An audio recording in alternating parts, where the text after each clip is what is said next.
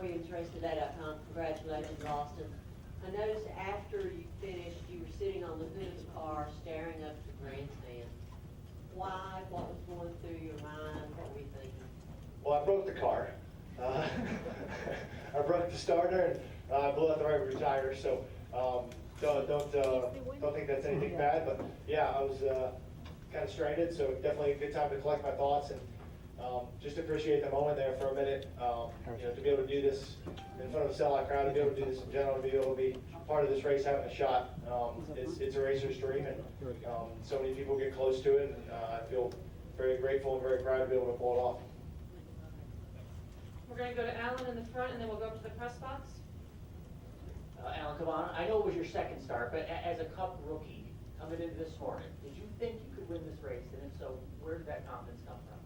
I'll be honest, I knew I had the car to do it, but there's so many things that have to play out correctly and put yourself in position. And I think we learned throughout the race with myself, my spotter, and Jeremy as well, as doing the right strategy, the right calls, and set up the right lanes to be able to put ourselves in position. Sometimes that's all you can hope for.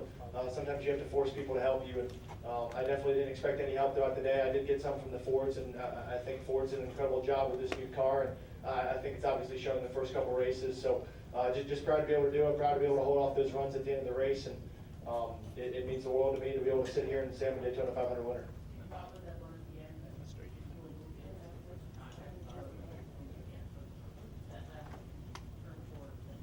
Yeah, I mean, it's probably been an hour since the race has been over. I still haven't even seen the race, but once I crossed the start-finish line for the white flag, everyone behind me bailed.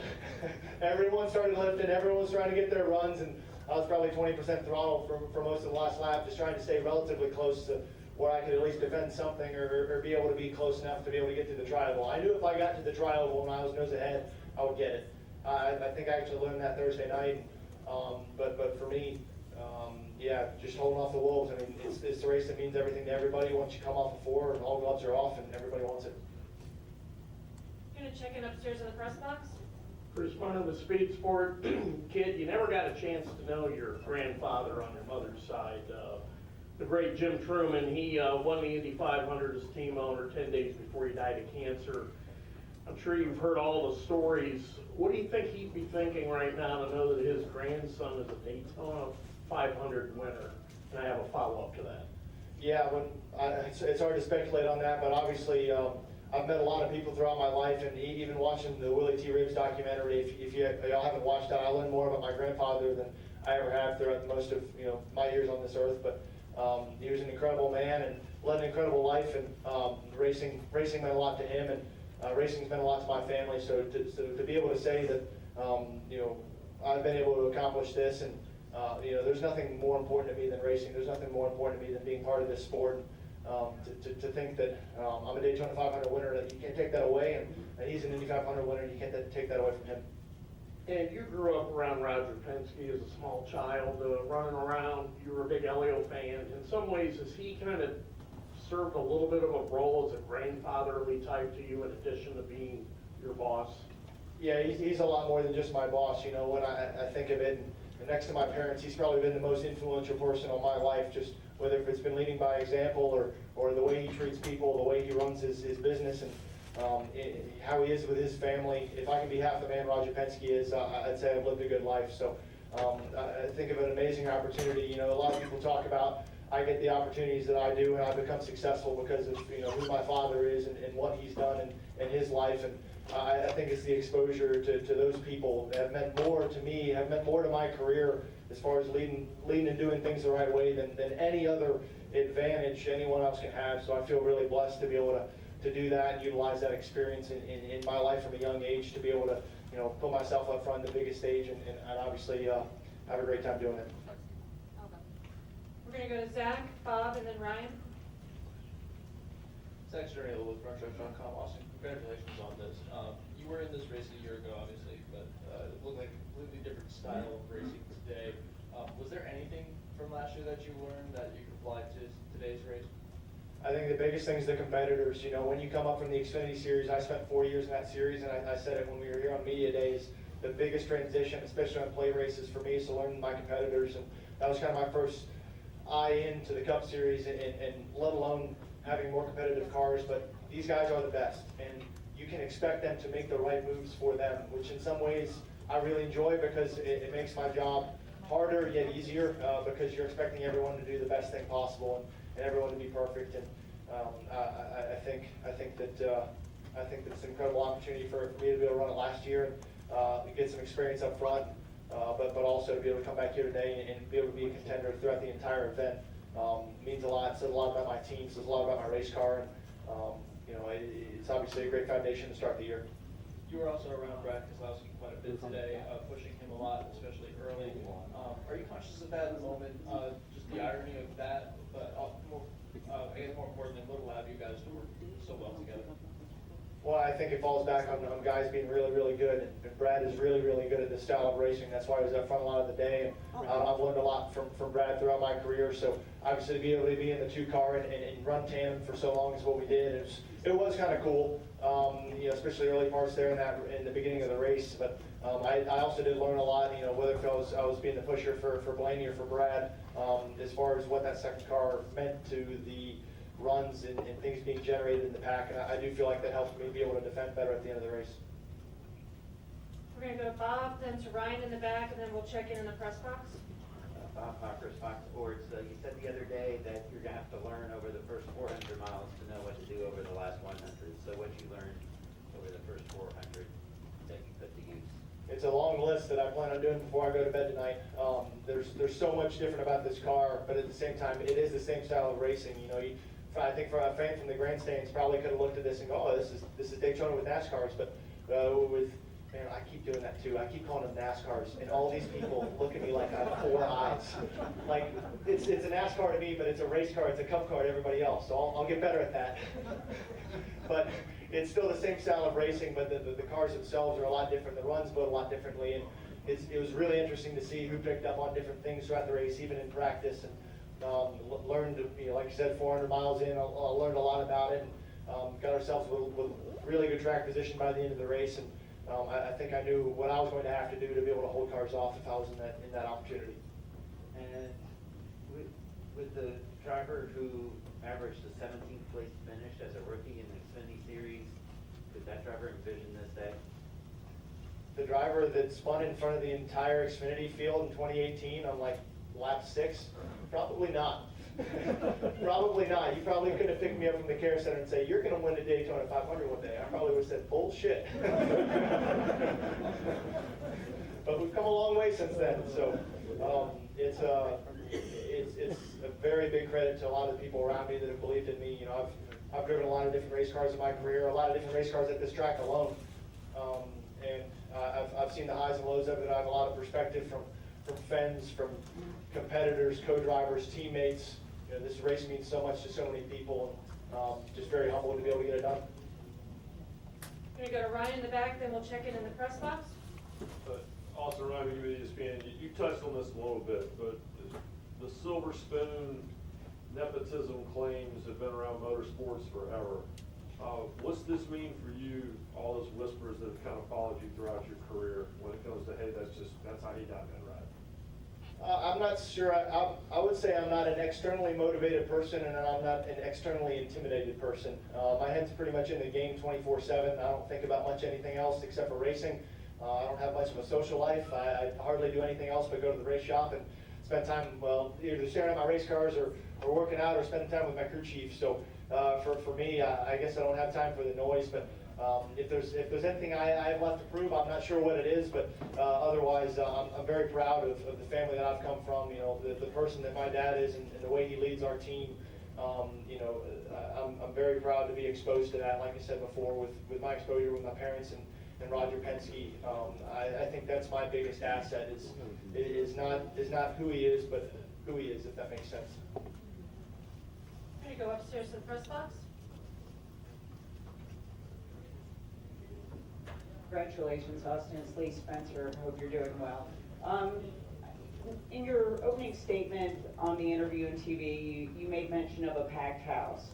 And for a young guy like you who, the last couple of years you've raced in a pandemic, no fans in the stands or very little fans, to have this kind of a stage, you know, quite frankly, a stadium, and all these people, you know, cheering you on, seeing the, you know, their reaction. How different has it made this experience for you? I mean, if you can imagine what it might have been like, well, you were here a year ago, and you know, to have a almost empty place to do what you did in front of this crowd, it had to have been exhilarating. Yeah, I mean, it means a lot to me because this sport, my career, what I get to do for a living is all I want. And to see so many people take joy from the things that I love, it's very gratifying. But from that standpoint, I tried to let myself smell the roses today, and I never did. It's just not who I am. I'm way too competitive. I know how much is at stake and how much work I put in to really pay attention to it. Like I said, I'm not externally motivated or intimidated. It's just part of the process. But I think it says a lot about our sport. You know, to your point about a lot of races under COVID over the last 2 years. The funny thing is, a lot of my success in the Xfinity Series, especially 2020, came in an incubator. And when we got fans back at the racetrack, all of a sudden everybody knew who I was, and that was really, really weird for me. And I had actually leave time to go places, and I still consider myself a nobody. But even walking through the garage, I mean, I'm not Kyle Busch, I'm not Joey Logano, but I guess I'm tall and somewhat recognizable. But otherwise, it's definitely a new experience for me. And but like I said, to have what means the world to me, make so many people, bring so many people so much joy, it makes my job pretty gratifying. Can you feel the vibe and the energy, just this refreshed energy that NASCAR is kind of like on a roll right now? Well, I think NASCAR's been doing a lot of things right. I think, as far as being aggressive, as far as our strategy, as far as the cars, as far as, a race like the Clash, I think in the future there's a lot more opportunities with the package that we have. You even saw this weekend with the 21 car being able to fix their car and not have to go to a backup. Last year that would have been a backup. So I think our sport is changing in the right direction. To have a packed house here is another great example of that. So our leadership has done an incredible job. I'm not just saying that because they're technically my bosses, but they really have, and it shows. We're gonna go to Dan and then Al. Dan, right Dan Dawson, Associated Press. Austin, by the way, you touched him on, that on my nose. I guess he said out there he thought he had it the whole way. Those last 7 laps he thought it was ready to lose. Did you feel that way about your run? I felt like I had a really good chance to lose it, and to lose it means you had a shot to win it. So, I mean, being on the front row for the last couple of restarts of the Daytona 500, you can't really envision a better case scenario for you as a driver. And that red flag, you definitely have time to reflect, and you can either reflect on what you're going to do when you succeed or how you're going to succeed. Like I said, I've definitely lived in the moment there trying to figure it out because I know there's a lot of people that want this really bad. He's definitely one of them. He's worked hard for it and puts himself in position in a lot of these races. And it was really cool that he came up to me in victory lane and congratulated us. So definitely a hard worker as well, but definitely means a lot to pull it off like that. I'm gonna go to Al on the far left, and then we'll go to Aaron. Yeah, Al Pearson, Ottawa. The year that you went to Roger and said, I'd like to go to Cup next year, and he kind of talked that down. Was that a major blow to you that you felt like you proved yourself in Xfinity and you wondered why can't I go forward? Did that bother you a lot? I would say that's not entirely accurate, but the situation, in 2020, right around August, the playoffs hadn't started yet. I hadn't won the championship yet. I'd obviously won 5 races to that point, but we went to Michigan. We talked about it. We talked about the options of what was possible, and at that time, I didn't even think an Xfinity season in 2021 was possible. I knew how close we were to shutting down the Xfinity program in 2020. Roger obviously said that after we won the championship, and so I considered that a non-option as far as my career. I had already talked to other teams and other situations trying to figure out what I would do with my career if I can't go Xfinity racing or if I can't go Cup racing. At the time, the car itself, all 4 Penske affiliated cars were full. So at that time, you definitely recognize that there's no right or wrong way to do driver development. And I forget who brought it up, but obviously when I drove, my first Xfinity race here at Daytona, I was not ready to go Xfinity racing, and I proved it. But sometimes you don't get to pick those opportunities. BKR shuts down, I got to go to Xfinity. I have no truck opportunities. There's no Ford in Truck Series at that time. And you have to make the most of things. And I think my opportunity to run Xfinity last year, race for a championship again, and be able to hone in on all the small details. I think that's what it takes to be the best on Sundays, is to be really good at the small details consistently. So I wasn't offended by it at all. I was probably surprised that we had the opportunity to even run an Xfinity car again. I think it certainly paid off, and like I've said before, his leadership is second to none, and I'm not going to be the one that's going to second guess Roger Penske's judgment. We're gonna go to Aaron, then Daniel, and we'll go back up to the press box. Aaron Beard, Motorsports Beat. Awesome, two quick ones. First off, during the last lap, look in your rearview mirror on the backstretch. You've got your new teammate, kind of the newest star, Penske, Ryan Blaney. You've got like the star of old with Brad Keselowski. You've come up in the Penske system over the last decade. You've seen those guys grow. What's it like being on the same level as them now and getting to battle them on the sport's biggest stage?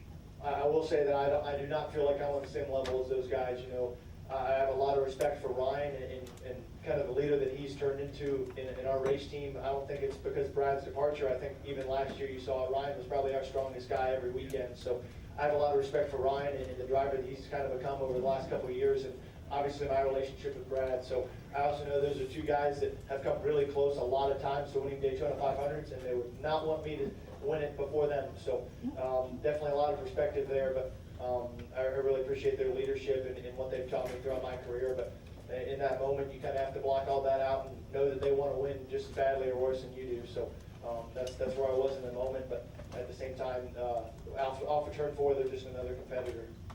I know it's always kind of the last thing to think about when you win this race kick off the year, but how's it feel to be locked into the playoffs already? Feels good. Feels good. I mean, I thought you were going to have to win a race to get in the playoffs this year, and we're in the playoffs. We're in the All-Star race. You know, I can't tell you the last year the 2-car hasn't won a race, so I'd say that's a little bit of weight off the shoulders there. But I know there's going to be a lot of highs and lows in rookie season. There's going to be a lot of highs and lows with a new race car. So to be able to give ourselves that type of security this early in the season gives us some flexibility, gives me time to be patient.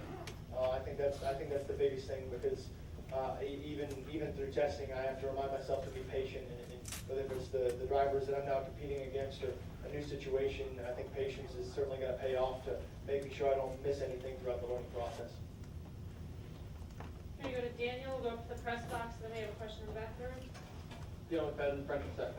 Austin, kind of go back to the first question you were asked by Deb. Like, when you're on the front stretch, your car's road seems slowly putting new tires on the back of your car. You're sitting in your car. How surreal was that period of time for you? It reminds me of my first Xfinity one when I blew the clutch out at Watkins Glen, and I just sat there. That one I could push back by myself, and I did for a while. This one I was stuck on the banking, but with a broken starter and no record tire. But overall, it was definitely a good opportunity to be able to reflect. But yeah, just an amazing opportunity to be able to sit there and take everything in. And those are moments I'm never going to be able to get back. So you know, if I'm able to come here and win this race again and put myself in position again, I think every race is different, every experience is different. You know, at this moment in my life, I can't think of anything more amazing and more gratifying than winning this race specifically. So it's a lot of hard work. Like I said, it's all I care about, it's all I think about. That's what's got me this far. And so after you leave here, what's the first step in Austin Cindric's celebration night? I can't say I thought that far ahead. I guess it depends on who's left from the race team who's still here. But I've already had a phone call with people asking me what I need to grab from my closet in the Airstream to put in my bag. So I got a spare pair of underwear. I did not pack an extra set of clothes, by the way. So I'm not that confident. So I'll be re-wearing my clothes from today tomorrow, and I will have fresh underwear. So that's a win. We're gonna go upstairs to the press box. Gonna have priorities. Jim Utter, motorsport.com. Congrats, Austin. 2 questions. One, thinking back, if you can, back to early in the race with the incident with Chase Briscoe and Kaz Grau's loose wheel, how close do you feel that came to kind of disrupting your entire race? Yeah, I'm not quite sure if, you know, the 14 spotted the tire before we did. Obviously, I just ran over him and spun out. I'm glad it didn't really cost him anything in the race, so it didn't really actually change the race really at all for anybody. So no harm, no foul, but definitely an oh shit moment pretty early on. But otherwise, didn't really change a whole lot. You kind of have to put that behind you pretty quickly. And at some point in your career, I think you've touched on in the past, you made a decision that you were going to be a NASCAR driver. when you think about it now, why were you so determined that that was the right course for you? And did you expect the decision to pay off so quickly? Yeah, I mean, the situation you're referencing, in 2017, I had the opportunity that I've probably been working for the last 3 or 4 years, which was to be a manufacturer-backed sports car driver. And I had a great opportunity lined up for me that I worked hard for. And at the same time, I'd done a few ARC races, a few truck races that went fairly well. And I had the opportunity to go full-time truck racing. And think about the world being your oyster as a young driver. You actually have the opportunity to choose that. I think when it comes to this sport, obviously this is the biggest stage in American motorsports, but I don't think you get a second chance to make a NASCAR career work. There are very few people that have been able to do that, and for me, that was an opportunity to take advantage of that. Obviously, it's gotten me this far, and I've been able to still keep ties to that side of racing, and I still have a lot of passion for that side of racing. If anyone watched the Rolex 24 or anything like that, that's kind of my passion project every year, but otherwise, yeah, it's certainly a defining moment, kind of in the path of my career. We're gonna go to the back of the room, and then there's a blue shirt on the far side, the far left of the room. This is Melissa Thomas with Florida National News, all the way back here. Obviously, this is kind of a capstone goal for you. Now that you won the Daytona 500, what other things fuel you to keep going? What other things are your fuel or motivation? I know you mentioned Rolex 24 is your passion project, but is there anything outside of racing that motivates you as well? Outside of racing, I have a project car that I've spent the last 4 years working on and haven't touched it in 4 months, but otherwise, outside of racing, absolutely not. I don't have any plans or thoughts or ideas past that. For as far as what's after the Daytona 500, there's a race next week that needs to be won by somebody. So, got to start focusing on that at some point. I'll try and smell the roses before Fontana, but otherwise, I do subjugate the Daytona 500 in a different category than the races during the season. I look at it as another exhibition race throughout the year, and this is obviously the biggest race of them all. So. I would put that on the list of Daytona 500, Indy 500, Le Mans, Rolex 24. I want to do them all. I want to be successful at them all. I would say the only one that I want to do that I have zero desire to actually just be successful is probably Baja. I just want to do it. But otherwise, certainly a lot of lofty goals for a 23-year-old, but definitely an awesome box to check if I check any of the rest of them. Minister, you have 2 questions over on the left side of the room there. Ed Albert, Fox 43. Mario Andretti called what you did today a most brilliant drive. How does getting a compliment from somebody like that and what he said make you feel? He's a legend. The last time I saw Mario Andretti, I think it was before the season started last year. I looked him in the eye, I said, "Do you have any advice for me?" He says, "Whatever you do, stand on it." That's it. Stand on it. I can't think of any better advice you can give a race car driver than tell him to stand on it. So Mario's an absolute legend. He's an icon. I think he's a household name, and someone that definitely has made his name in this sport and a lot of other forms of motorsports. And it's cool to check off one thing that he's done. We go up here to the left, right there. Kevin Schwarzer with the Racing Times. I'm going to take you back to September 2016 at Chicagoland. Mark racing the 99 Pertec car. You're standing there, basically nobody around. Asked you for a shot of you next to your car, you just walked straight up and took the shot, and you thanked me. I've watched you since then, and you seem to have stayed the same type of individual, easygoing, no stress, personable young man you were back then, almost 6 years later now. I mean, you're born into the sport, but there's lots of guys born into the sport, girls born into the sport, that sometimes can't handle it or aren't able to stay that grounded, if you want to call it that. Is there any one thing, is there a lot of things that keep you, the way you are? Well, thank you for the compliment. It's certainly a way I certainly try and lead my life, and whether if it's friends and family, but I think my parents can be plenty grounded. But otherwise, yeah, I'm not sure. Other than I try and make things pretty simple for myself, whether that's competition related or personally. I've said earlier tonight I've got pretty simple goals, and I've had great leadership throughout my life and great examples set for me throughout my life. And as far as my upbringing and my exposure to Roger and in this race team, and how to do things professionally, how to do things the right way. I don't see a way to do anything different. So thank you for noticing, thank you for the compliment. I will just stay on that same course. We're gonna check in the press box. KrishnaKetchins.com. Austin, congrats on the win. I was just curious, the former driver Brad Keselowski had utmost respect for being a terrific super speedway racer and the number 2 Team Penske, and I know how hard you work at your craft, and I was just wondering what you've done over the past couple of seasons to become a better super speedway racer, and how much you think that was a help for you tonight, and have you talked to Ryan Blaney? Yeah, I think speedway racing and running the high line are the 2 biggest things that I had to learn being an NASCAR driver, coming from a completely foreign background. So for me, those were 2 things I've worked at quite a lot.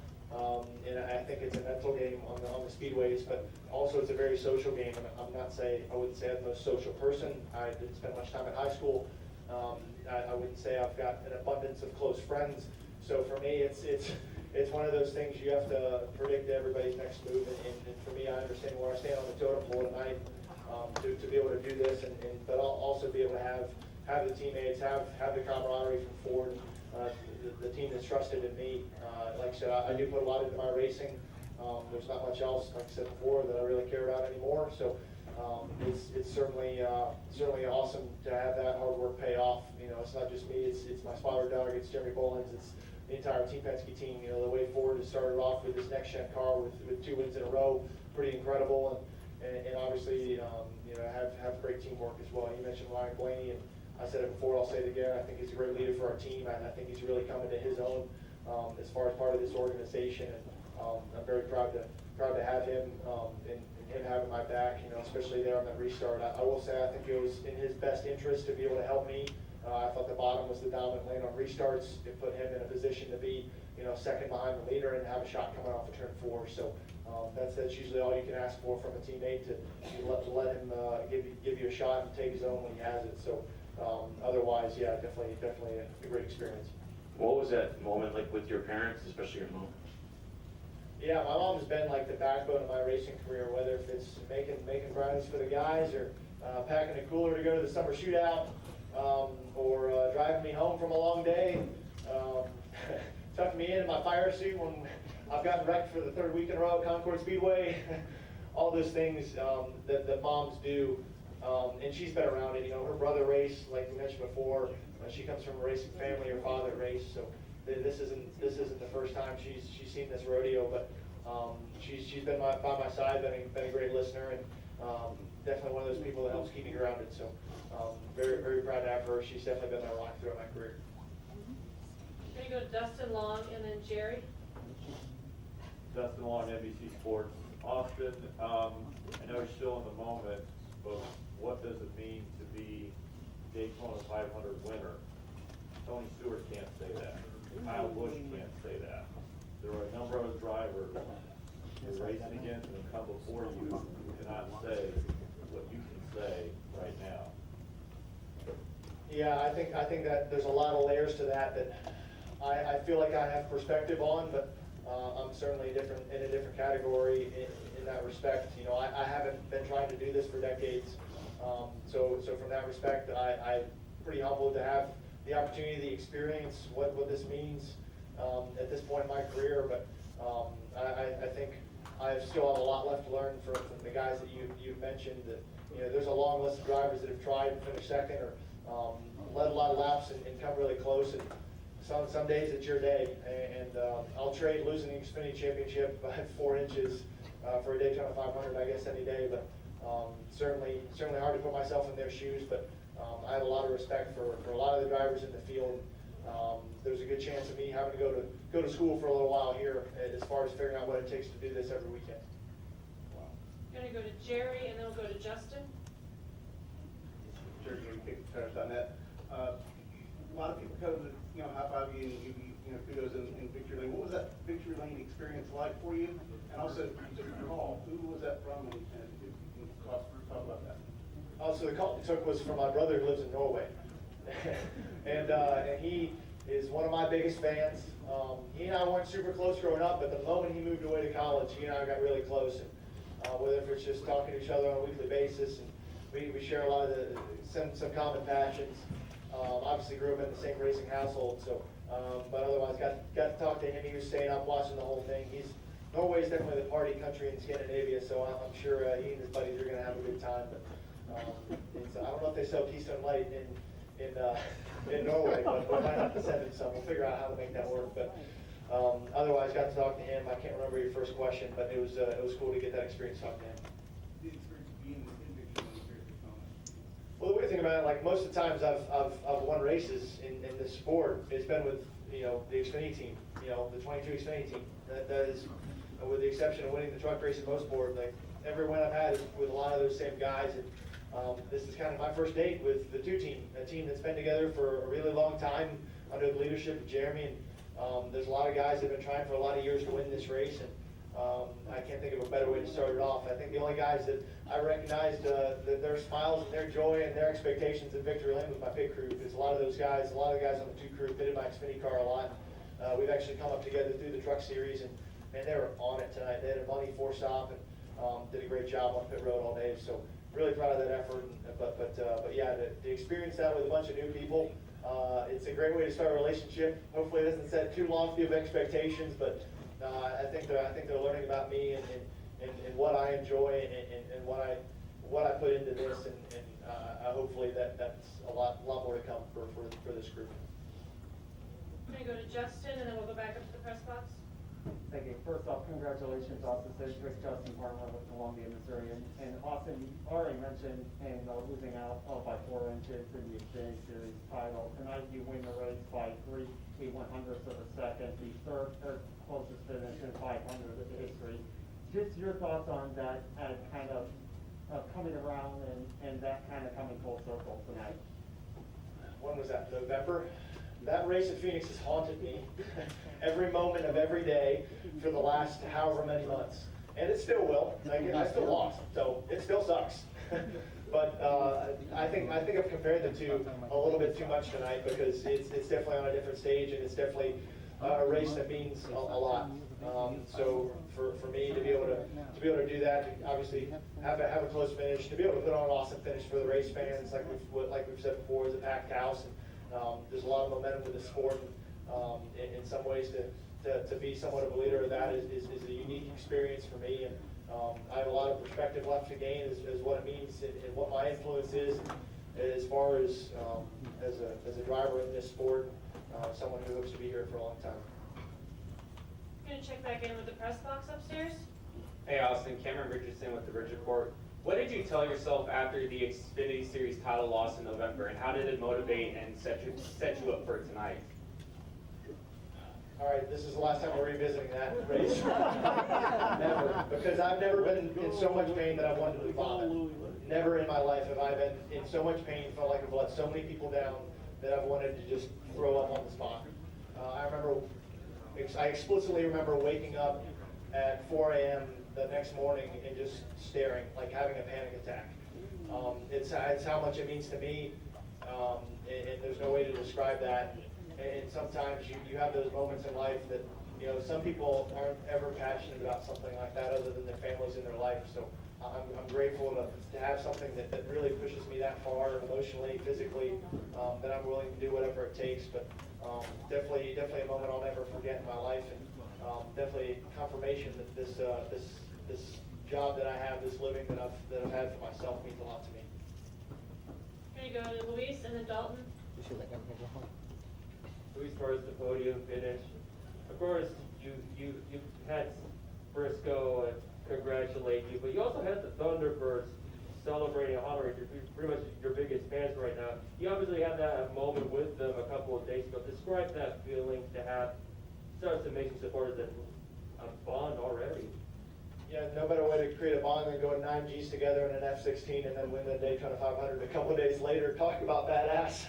I can't even begin to say how cool of an experience that was. As someone that's grown up loving Star Wars their entire life, that's probably the closest I'll get to flying in an X-Wing. But definitely an amazing experience. What those guys do, but also the people just in the Air Force in general and our armed forces, what they go through, what their bodies go through to keep us free and safe. it's great perspective gain for sure. And a great perspective for me on the critical things for the human body, like blood and oxygen. Like, that's important.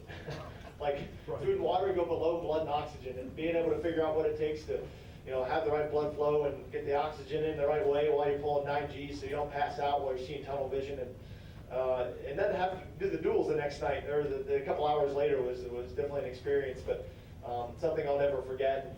Obviously, really cool. I didn't expect to see them in victory lane. I told them if I won that they needed to be in victory lane, and they did just as they were told. So really cool to see them and share that moment.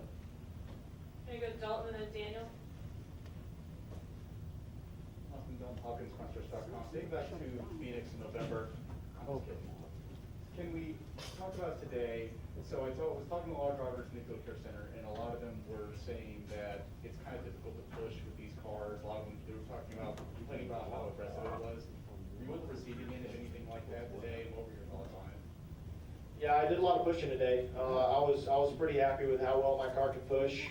I felt like that was probably my strength throughout the day, and I learned a lot while doing it as well. It does get pretty hectic back in the pack.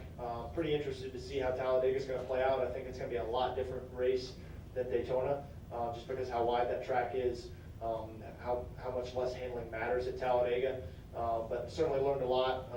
Certainly a lot to take away from, but I think a lot of that comes down to spotter and driver. It is hard to see in front of you, and Doug did a really good job tonight keeping me informed, and we were able to really adapt to what I needed, the information I needed, what was important for being able to be successful.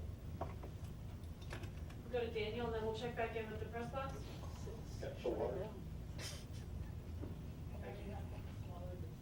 I'm starting to get really dry. Wow. Austin, so when people showed up at the track today or tuned into the broadcast at 3 o'clock or start of this race, it's very likely they either had no idea who you were or knew very little about you. And They didn't know how to spell my name. It was spelled wrong in my garage when I showed up here, so. Not throwing any shade, but hopefully we can get that right next year. With an E instead of an I. It's not the first time. It happens. You just have to spell it out. Wait, the first time or the second time? It happens a lot. Anyway, but for at least the next 24 hours, 48 hours, you're going to be one of the most talked about athletes in the country, if not the world. What does that feel like, and what do you want those people to know about Austin Cindric, 2022 Daytona 500 winner? That's a really heavy way to put it.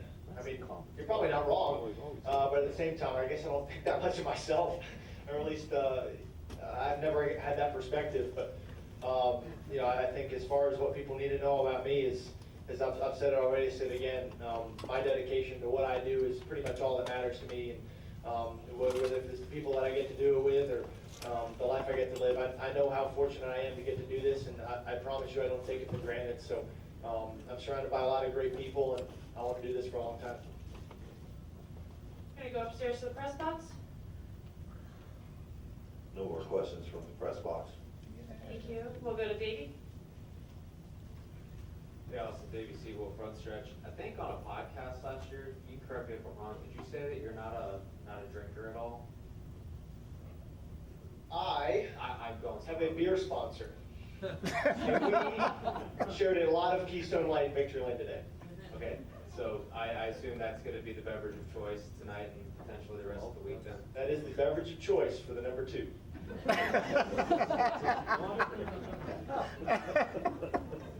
Do we have any final questions on that? We'll go to Bob.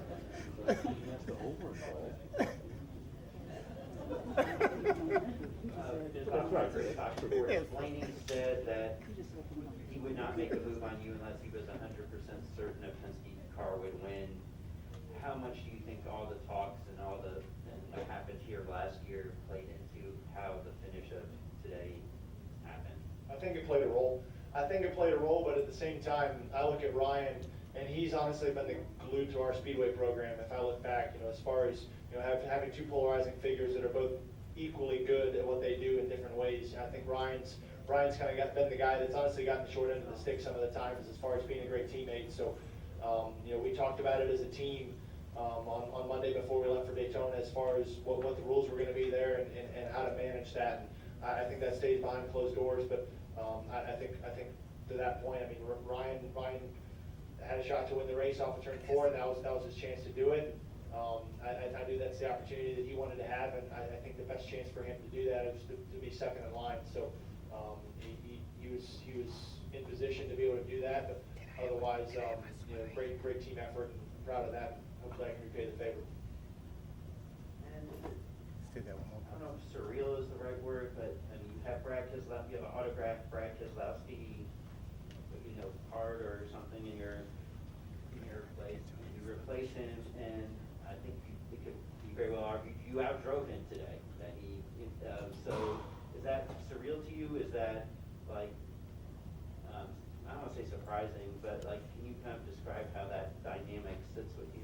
Well, I'm not going to sit here and tell you that I didn't think it was possible, but certainly I don't feel like I've replaced Brad in any sense of the word. You know, he's meant a great deal to our race team, but not just Brad, but I mean, you talk about Brad, Ryan, Bubba. I mean, a lot of the guys that I was having to fend off there at the end of the race are guys that have been in the sport for a while and have paid their dues and put themselves in position every time at these types of races. And I obviously have to do my job and do what's best for Austin and the 2 team, but I certainly have a lot of great perspective on what that means, you know, what that hard work means, and being able to do it like in my second try certainly is exciting, but I'm definitely not a stranger to knowing that I've got a lot of work ahead, a lot of studying I got to do to put myself on that level every single week. Gonna go to the far right, Doug. Thank you. Also, Doug Turnbull for WSB and PRN. I think from a lot of your answers, you may have kind of covered this, but when it was coming down to those closing laps, if you had the lead, did you have the feeling in your mind is just like any time you would be, like if you're comfortable in the Xfinity Series on a road course or something, or did you have, because of the dynamic of Daytona and you being a rookie and all of that, the don't mess this up feeling? Not really. I mean, I'd say ha-ha to whoever thought my first Cup win was going to be on a road course. But otherwise, I mean, I've won more ovals than road courses, guys. Like, come on, give me a break. But otherwise, no, I mean, you definitely have to remove yourself from the moment. I mean, you think to yourself, all right, you know, it's the Daytona 500, but you have a chance to win, and what are you going to do with it? And put yourself in that situation and look at the characters behind you and try and predict everyone's next move. I think that's all you can do, and you have to live in the moment, stay in the game, and I think it's that simple for me. Gonna go to the far left now to Dominic. Dominic Ottagon, the RacingExperts.com, ESPN Radio Albuquerque. Austin, nearly 3,000 guys have won or have raced in the Cup Series. Only 199 have now won the Cup Series. So what do you think you're going to remember most about tonight? That's a great question. The night isn't over, but as far as the race itself, just the way things changed. You know, I pride myself in being a versatile driver, an open-minded competitor, and that's what you had to be tonight. I'm not going to tell you that I'm the most diverse, the most open-minded, and the best guy in the field, but I do pride myself in that, and I do feel like that played a role, and I think that mentality really paid off for us tonight. And I think we executed on a lot of points, and that's what it's going to take to be successful this season as well, with a lot of changes and a lot of newness. You know, we're going to go to Fontana next week with 15 minutes of practice, as far as I understand. So there's a lot of differences. So I think for me to be able to maintain that mindset, it's great to see it pay off once. 37 times would be really good. Do a final check-in with the press box to see if there were any additional questions. No more questions from the press box. Anything final down here in the deadline room for Austin? We'll wrap up with Justin. Plenty of room for more. Justin Farmer again, and we were in here Wednesday, and you were here with Harrison Burton. You guys were talking about how much of a friendly rivalry you guys have. How much are you going to brag to him over the next coming weeks off of this 500 victory? I don't see myself I brag about the Xfinity win that I had over him here, but not the 500. Obviously, happy he's okay. I mean, I haven't seen the replay, I haven't seen any of the race, but I guess he went for a bit of a tumble there. But tough deal. Definitely not the way you want to start out a season. Obviously, our car count now is fairly low. But otherwise, no, it's great to have him on the team. I think he brings a great energy and I think a great perspective that I probably don't have as a younger driver that can definitely push our team forward with 2 other veterans.